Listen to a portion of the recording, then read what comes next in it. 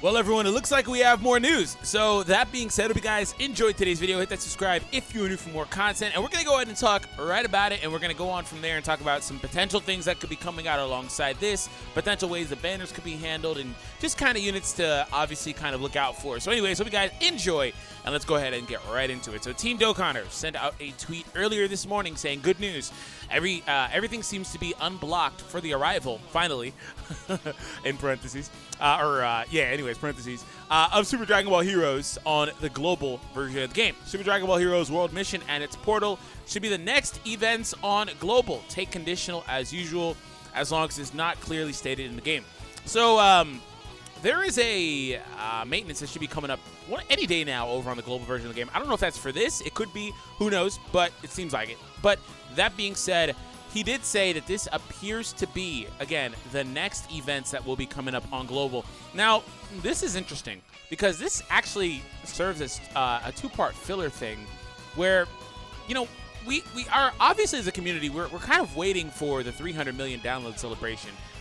Now, aside from them just kind of putting out one of the other DokkanFests that they don't have yet on the global version of the game, like, I don't know, Goku or something like that, or even doing the Kale and Caulifla stuff, who knows, right, what they could potentially do.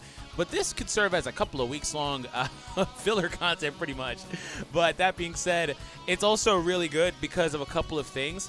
Now, the fact that Global is finally getting access to Super Dragon Ball Heroes World Mission content, or just Dragon Ball Heroes World content in general now as a result of this, is a very big deal. Because, for one, whenever this game was announced to be getting an English release, I personally did a video talking about, hey, this is good and here's why. And I talked about the implications that this could have on the future of this game, right?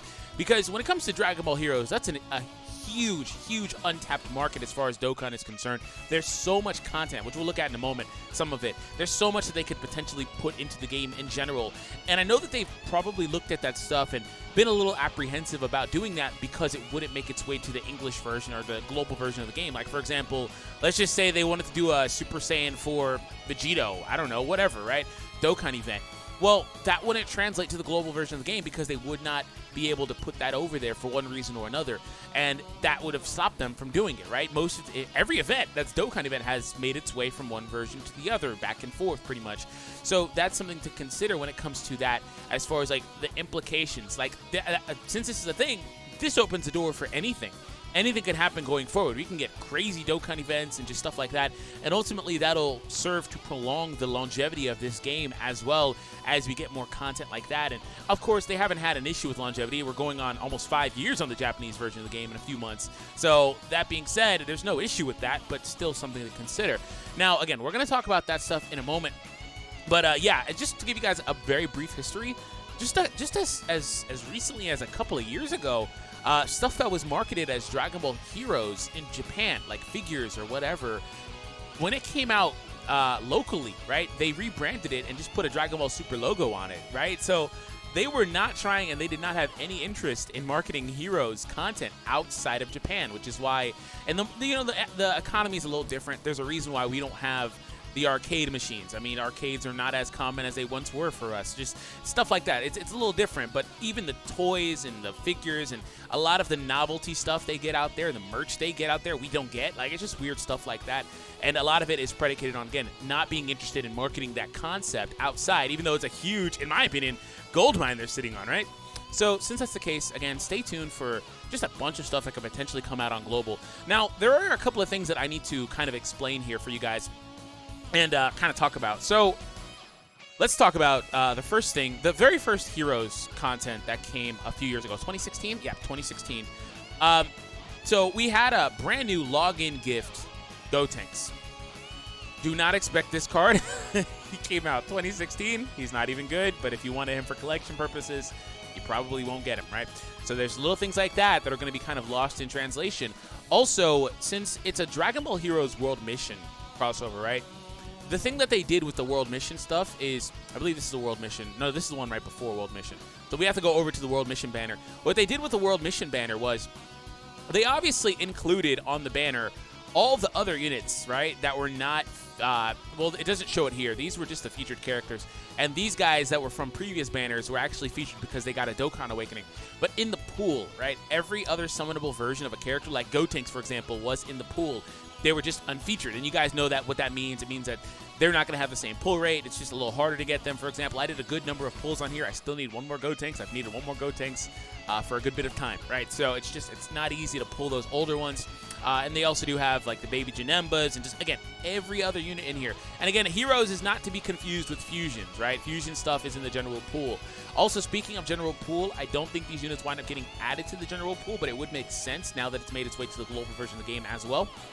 So do keep that in mind as well. But I do think this is something that doesn't make its way, right? But when it comes down to this, I do expect them to obviously just drop this version of the banner and not drop the first version, which would be the Gotenks version here. They're not going to drop this first version, which it actually isn't showing me, but that's fine. I go to old. Can I see old? Okay, so this is the second version. But they reprinted the first version a couple of times, and then they dropped this one, and then they dropped the other one right here, and then they dropped the World Mission. So there's a few banners. Long story short, they're just going to drop, most likely, the most recent one, which, again, does have the implications that, hey, if you want Supreme Kai of Time, who is a phenomenal unit, she will be on the banner. The Heroes World Mission one, just unfeatured. So there's, again, that's the problem with that. But it's still better to have the option than not to have it, right? So I'm definitely not complaining. Just I like to temper expectations and let people know what to expect, right? They could do something special, though, for Global. I don't want to throw out the implication that they can. They could, for Global, say, okay, well, since this is our first time having this banner, let's feature everybody. And people will have mixed opinions on if that's good or bad. As far as, like, it'll be interesting because it'll be good, it'll be bad at the same time, right? But it's more or less just a way to kind of get access to those units. Now, also, alongside that, we should be getting access to the free-to-play units, right? The Great Saiyaman 4. This is actually very recent content. Yeah, just a couple of months ago, not even 2 months in total, like a month and a half, over on the global version of the game, or Japanese, excuse me, version of the game. Should be getting Great Saiyaman 4/Beat. Also should be getting OMS over here and stuff like that. So there's just, again, options for stuff that should be coming out. And this would make sense, again, as a filler content. Now, it's also really cool that Global, in this case, although they had to wait a few years, so you kind of pick your poison, but at least in this case, when it comes to units that were just bad, like Super Pycon, for example, you'll be able to drop and get him immediately with Dokkan Awakening available, right? Because, again, I don't think there's any scenario where they backtrack and produce older banners, right? I don't think that's even smart to do. I don't think they're going to do that. They're not going to drop a 2016 banner, right? All the way in 2019.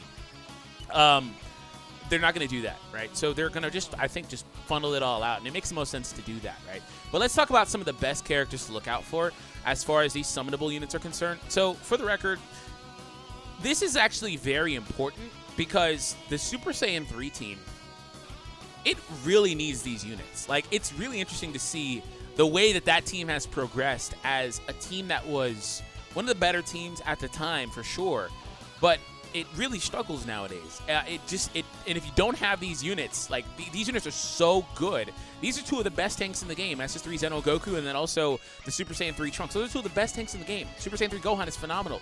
Zeno's Vegeta as well is very, very good. So just those are units that you need. They're all like some of the best units in that category. So I don't want to discount them, right? But they do have their specific places on those teams with a little bit of variance, being on like the family teams or Pure Saiyan or whatever, Hybrid Saiyan. You get my point. Super Saiyan 3 Gotenks, for the record, is the oldest one, so by extension, he is also the worst one by a pretty wide margin, but he's still usable, right? That being said, I would say, though, other than them, your best units would be Silas here, who's actually really nice to have. Very good unit, especially for Transformation Boost and the Time Travelers category. But also, honestly, if I'm being honest, the support units. The Darkness Toa, her Awakening is phenomenal. If we take a look at the passive, Extreme Class Allies 3 key, 30%. They also get another 50% attack and defense when HP is 30% or below once only and she max heals you. 80%. 80%. Unless it calculates any differently. 80%. And a max heal. Nuts, right?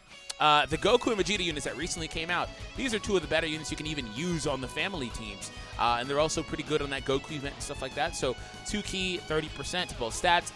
Limitless stacking for attack on Goku. Limitless stacking for Vegeta for defense. And then a start of the turn boost. Solid links as well. So again, these are some of the better units you can go ahead and pick up. And then there are your more, and also Supreme Kai of Time, who's if you have the West Kai, right, she's almost a direct replica, but there are some differences. So this one actually offers Ki, unlike the West Kai, but there is a difference in that she offers 20% attack and defense and 2 Ki at the start to all allies, right? So it's not restricted to like category. I believe the other one's category for ROG, or it's ROG or Patar. I'm pretty sure it's ROG though. But anyways, there's not that. Yeah, it's definitely ROG because she's a leader. So there's that. And then she also has a 7% crit chance. But if we come back over to this one, wherever she's at, and chance to perform a critical hit plus 7%. So she has that too. 7% crit chance, 20% attack and defense, and 2 Ki. But she has a great chance of giving allies an additional 20% attack and a great chance of giving 20% defense, which almost is the same thing. At its best, that's 40% to both stats, 2 Ki and 7% crit. But it also could be 20% attack, 40% defense. It also could be 40% attack and 20% defense because they're not, the same thing. They're exclusive to each stat, and they have a different chance to do it, right? Great chance for each. And also, you could potentially get neither, right? So she's really interesting, but nonetheless, still crit chance, very good unit. I 100% would recommend her. She still seals. She's a good unit ultimately for the category she's applicable to. So again, those are some of my best options and some of the best units in here. Now, obviously, that's not to discount the units that recently awoken, right? And then also the free-to-play Great Saiyan 4 is very good. There's a lot of good units in here, but those are some of the ones that I would say just to keep your eye on. And then also the sleeper units that are going to awaken eventually, right? Like the Black Mask Saiyan, Dark Mask King. These are units that recently came out as recently as the last banner, right? With the Zenos, but they haven't awoken yet. So that being said, let's take a look at some of what we can get in the future. So this is a site that Renzi actually never finished. We have Cumber, just options for characters that we can get now. I think Chila and Limo are, I guess, probably a little more characters that would come anyway because they're not tied here. But I mean, like this Goku in the Daishinkan's outfit, just like darts or hearts, however you pronounce it, like all of that stuff, right? So there's just a lot of option and a lot of characters that we still need that full power Jiren. Shout out to Buchigiri. Oh, hey, SS4 Vegito. I talked about him, and then there's Super Saiyan Blue Kaioken Vegito. It's just, there's a lot. So this is awesome for me personally because it opens the door as far as potential stuff we could get in the future. I'm not going to say we're going to get all of this, but I do think that now that this is a thing, it's going to happen on global. I do think that means that in the future at some point, we should get access to more units, whether they're in the general pool or not, more crossovers and more units that can be, I think that we would need to get them in the general pool for this to happen, but units that can be festival exclusives or just summonable units on regular banners, right? And then there will be no worry of that translating to the global version of the game. But really, we need to see what happens as far as global's banner is concerned, how they handle it there. But we'll see. Anyways, thank you all for tuning in. I hope you guys enjoyed it. And I'll catch all of you in the next one.